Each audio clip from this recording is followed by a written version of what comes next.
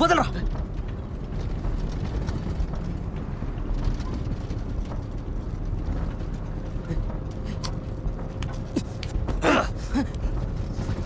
Powder లగడం వల్ల ఇన్ని సమస్యలు.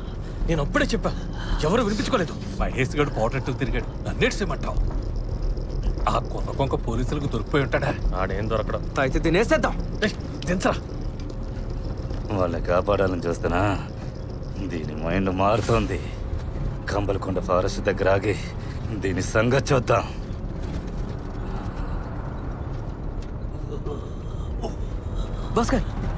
భాస్కర్ చూడు. వదిలే, ఆ లిమిటేది ఆడికి తెలుసు. ఆడికి ఏటీ కాదు. నాగన్నా కాసేపు కుదురుగా కూర్చో. సంపి పారదుపే ముందు నాకు తోసింది నేను చేసుకుంటాలే. నువ్వేం చేస్తావో తెలీదు. ఆ గ్యాంగ్ ని పట్టుకోవాలి.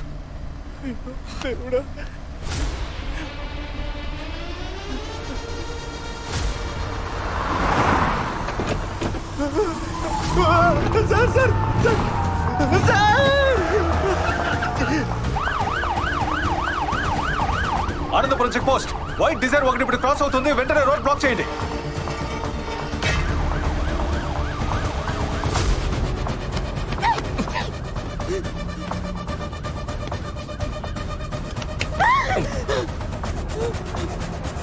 చెప్తే వినిపించుకోరేటి. కంబల్కొండ ఫారెస్ట్ లో చూసుకోవచ్చానా?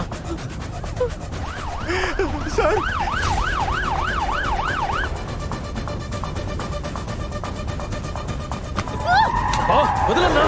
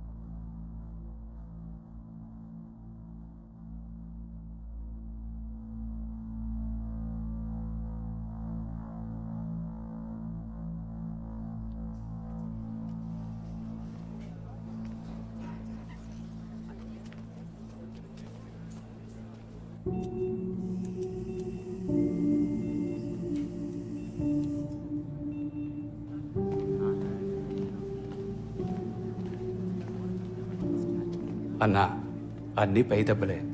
డాక్టర్తో మాట్లాడాను. మాణిక్యం ప్రాణాలకి ఏం ప్రమాదం లేదు అన్నారు. ఇకపోతే ఆ ఎమ్మెల్యే తరపు నుంచి మనుషులను పురమాయించింది ఎవరో ఆర్డీఓ ఆఫీసర్ని లేపేయడానికట. అది కూడా లాస్ట్ మినిట్లో డ్రాప్ అయిపోయారు. దీనికి ఆ ఎమ్మెల్యేకి సంబంధం లేదన్నా.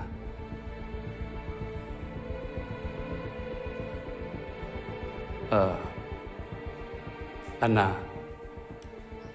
అవునన్నా, డబుల్ గేమ్ ఆడానన్నా. ఆ ఎమ్మెల్యే కోసం కాదన్నా, మన మాణిక్యం కోసం.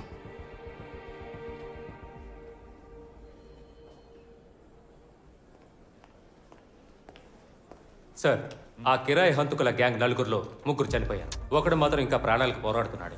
Ex MLA Maddala Venkatarao gate దగ్గర ఉన్న ఇద్దరు, తర్వాత కారులో ఉన్న ఇద్దరు, మొత్తం నలుగురు సార్.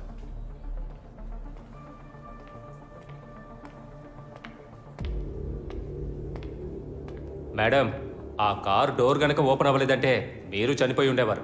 అవును.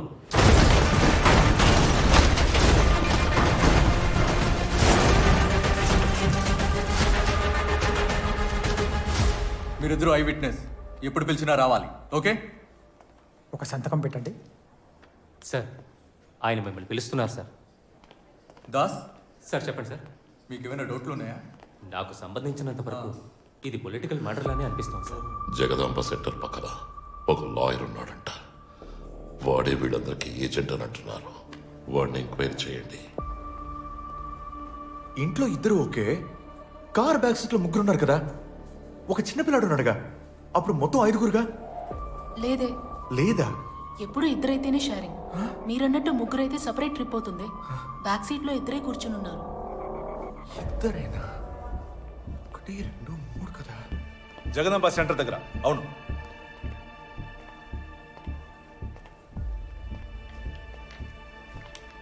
వెంటనే మన వాళ్ళని రమ్మని చెప్పు. హలో, మీ అబ్బాయికి ఏ ప్రమాదం లేదు, మీరు దిగులు పడకండి. కూర్చోమ్మా.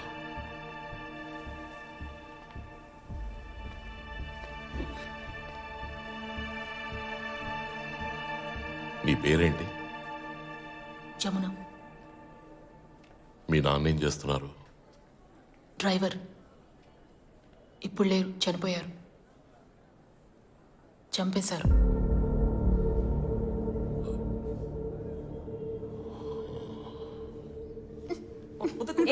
ఏంటే కేక్ కటింగ్ అయిపోయిందిగా, మళ్ళీ దాన్ని తీసి వాడి మొహన్ ఎందుకు పోస్తావు? నా మీద ఉన్న కోపాన్ని వాళ్ళ మీద ఎందుకు చూపిస్తావు? కోప్పడితే ఇప్పుడు ఏం ఏంటి, మారిపోతుంది? మటన్ షాప్కేగా? అవును. ఇవ్వు, నేను తెస్తాను. అక్క అమ్మ నేను వెళ్ళొస్తానమ్మా.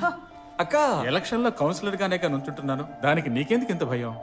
గవర్నమెంట్ మన ఏరియాకి ఇచ్చే పథకాలు సౌలభ్యాలు నా ద్వారా ప్రజలకు అందుతాయి. కౌన్సిలర్గా నేను చేసేదంతే. మిగతా సమయాల్లో నేను ఎప్పట్లా డ్రైవర్ని. ఆ సంపాదనతోనే ఈ కుటుంబం గడుస్తుంది. చాలా మరి వాళ్ళు ఎందుకు మిమ్మల్ని బెదిరిస్తున్నారు? దాని సంగతి నాకు వదిలిపెట్టు. నువ్వు నన్ను బెదిరించుకుంటా ఉంటే నాకు అదే 10,000. నవ్వు, ఏది నవ్వు, నవ్వు. రేయ్, ఎవరా మీరు?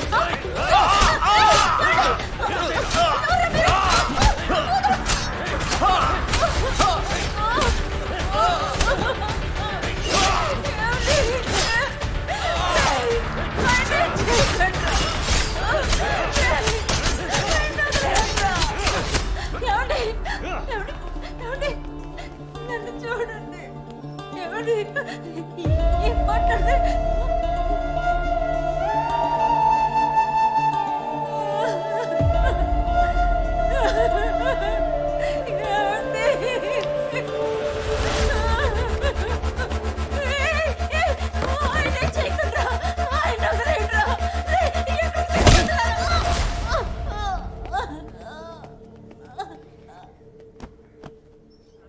పోలీస్ స్టేషన్కి వెళ్ళి చెప్పాం. మా నాన్నగారు కనబడడం లేదని కంప్లైంట్ రాసుకున్నారు. మొత్తం జరిగిందంతా మర్చిపోవడమే అప్పుడు మాకున్న ఏకైక దారి. మా నాన్నని చంపింది మాకు నాన్న అని ఒకరున్నారన్న విషయంతో సహా.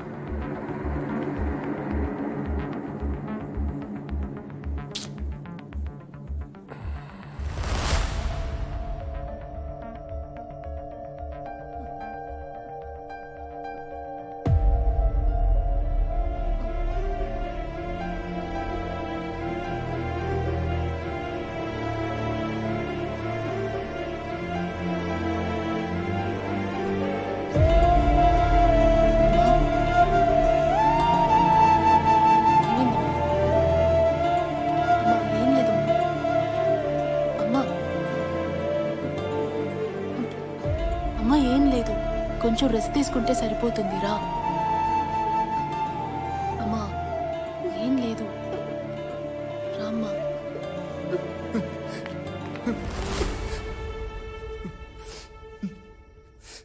అక్క వాళ్ళు ఫోన్ చేసి మన నాన్న బెదిరించారు.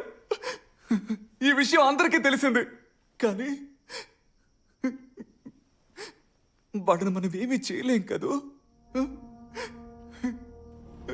చంపుదాం.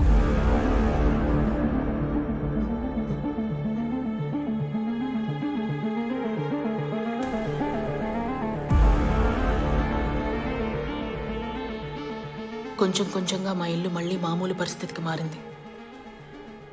తమ్ముడికి ఫైర్ ఇంజనీర్ ఉద్యోగం వచ్చి బెంగళూరుకి బయలుదేరి వెళ్ళిపోయాడు.